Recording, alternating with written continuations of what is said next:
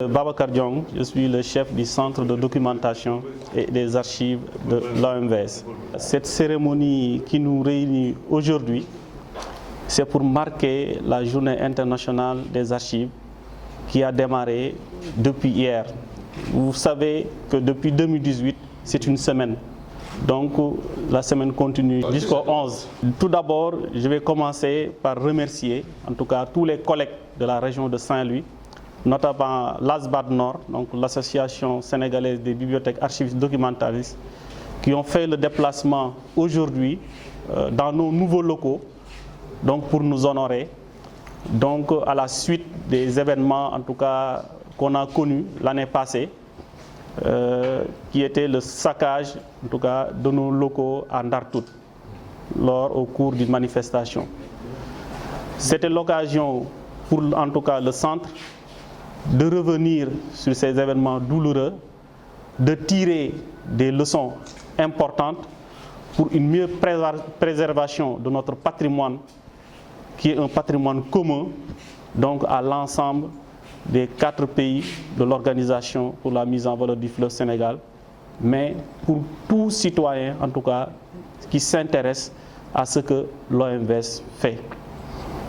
Donc cette journée, c'était pour parler des archives, c'était pour parler de leur valeur, de leur importance, c'était pour également montrer les efforts qui ont été faits grâce à nos autorités et qui nous ont permis aujourd'hui, en tout cas, d'être fonctionnels à 100% donc, dans ces nouveaux locaux dans lesquels nous sommes.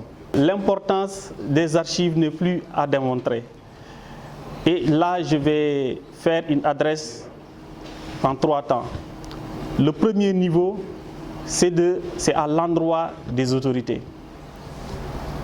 Parce qu'on se rend compte que lorsqu'il y a des manifestations, les institutions de patrimoine, notamment les archives, ou bien autres institutions, que ce soit une mairie, une police, les populations s'attaquent et en détruisant ces institutions, ils détruisent les archives. Et par là, on perd une mémoire. Aujourd'hui, il y a beaucoup de mairies d'état civil qui sont dans l'incapacité de délivrer à des citoyens un extrait de naissance. Donc, on appelle les autorités, les décideurs, pour qu'ils protègent mieux ces institutions lorsqu'il y a des manifestations. Le deuxième élément que je voulais ajouter, c'est à l'endroit de nous spécialistes, nous professionnels de l'information documentaire. Il va falloir qu'on accélère notre virage vers le numérique. Parce que sans le numérique, en tout cas les archives ne vont pas être pérennisées pour les générations futures. Parce que le numérique offre beaucoup de possibilités en termes de conservation, en termes de diffusion, en termes de valorisation. L'autre aspect également sur lequel c'est la dernière, sur lequel je voudrais insister, c'est la sensibilisation. Je pense que nous, en tant que professionnels, on doit axer en tout cas notre travail sur la sensibilisation des populations sur l'importance des archives. Parce que les populations, des fois, qui détruisent les archives, c'est par méconnaissance qu'ils détruisent ces patrimoines. Donc, nous, on doit renforcer la sensibilisation, la communication à travers des stratégies, notamment en utilisant le culturel, des sketchs, le théâtre, des films d'animation, en utilisant en tout cas d'autres moyens qui ne sont pas ce que la profession nous a enseigné, donc pour sensibiliser davantage les populations à la préservation de notre patrimoine documentaire. Voilà les 3 messages en tout cas que je voulais lancer vraiment. Peut-être un petit rappel des dégâts que... Les faits, quoi. Oui. Voilà, les faits se sont déroulés le 4 février 2020 au cours d'une manifestation à Saint-Louis.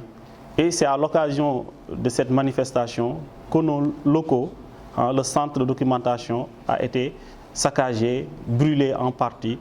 Donc ce qui fait qu'on a une perte mémorielle importante, environ plus de 3000 documents ont été perdus après ces saccages. Il y a une perte matérielle importante, le mobilier de bureau, le matériel informatique.